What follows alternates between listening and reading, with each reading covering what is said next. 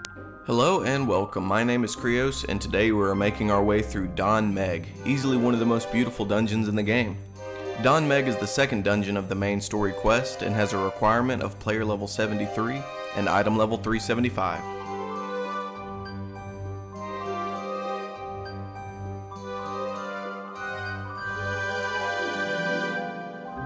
First boss of this sensory overloading paradise is Aenc Thon, Lord of the Lingering Gaze. Don't let the short name fool you.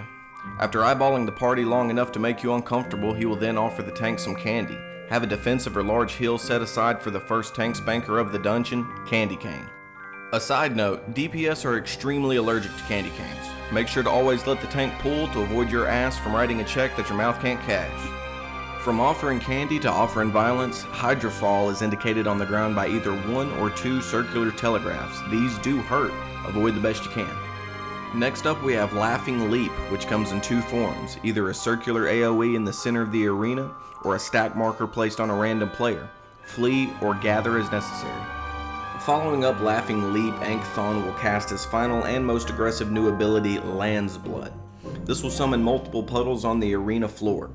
The boss will then begin to pulsate a blue AoE originating from the center of the room, causing any puddles in the gushing or whitewater state to explode.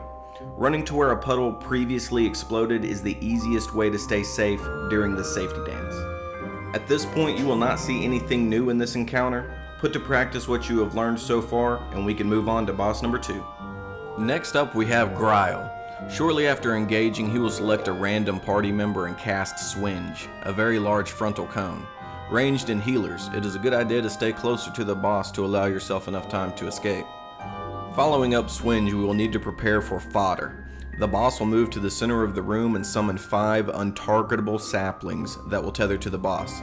These tethers need to be intercepted by all party members to prevent the boss from collecting too many growing buffs from the saplings. Next up we have Timber, a group-wide AoE dealing moderate damage. If Griaul has collected too many growing stacks from the saplings, Timber can be lethal. The final mechanic you need to wrap your head around is Coiling Ivy. Get it? Throughout the fight, players will be inflicted with fetter, binding them in place. Destroy your own cocoon, then any party members that may be struggling with theirs. I've noticed Griaul likes to cast Swinge shortly after Coiling Ivy, giving you even more reason to prioritize breaking free. Cycling through these mechanics once or twice more will bring down boss number 2 of Dohn Mheg. Good luck. To finish up, Aenc Thon hits us with the "this isn't even my final form" cliche, bringing with it a healthy list of new mechanics.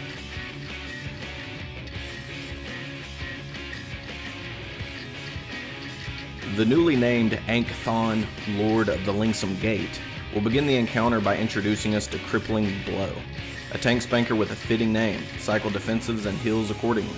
Virtuosic Capriccio deals moderate group-wide damage as well as applying a bleed debuff on all players. Towards the end of the fight he will cast this 3 times in a row. Fortunately, the bleed debuff does not stack. Next up we have Imp Choir. Look away before the end of the cast to avoid being turned into an imp for 6 seconds. Similarly, Toad Choir will turn you into a toad for 6 seconds. Aenc Thon will turn to a random player and cast an untelegraphed wide arc, transforming anyone inside. You will need to be paying attention to the cast bar to know this ability is about to be let loose. Midway through the fight, Long Walker will run to the back of the room and cast Fun Ambulist's Fantasia, knocking all players back to the entrance. Now having an open pit in the middle of the room, you will need to navigate the narrow bridge separating you and the boss. Across the gap, Aenc Thon will surround himself with a barrier and begin casting Finale. Priority is to navigate the bridge and destroy the barrier, Liar's Liar, before the Finale cast is complete. If the barrier is destroyed, it will interrupt the cast of Finale as well as stun the boss. Alternatively, if the barrier is not destroyed in time, Finale will kill anyone not within the barrier surrounding the boss. Interrupting or surviving the Finale clearly upsets Aenc Thon.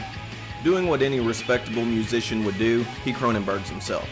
Moving to the center of the room, he will cast Changeling's Fantasia, transforming into the Shade of Fear. There are 2 abilities here you need to be ready to avoid. Cronentoad will turn to a random section of the arena and begin casting Corrosive Bile. This is a long-lasting, wide cone attack that simply needs to be avoided.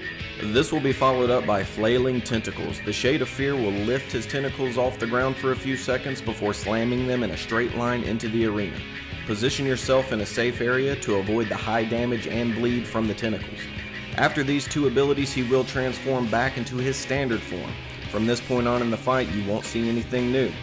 Apply what you have learned and say your last goodbye to Aenc Thon, the Toad of too many names. With 3 bosses dead, it's time to say goodbye. Congratulations on your clear of Dohn Mheg, and thank you for watching.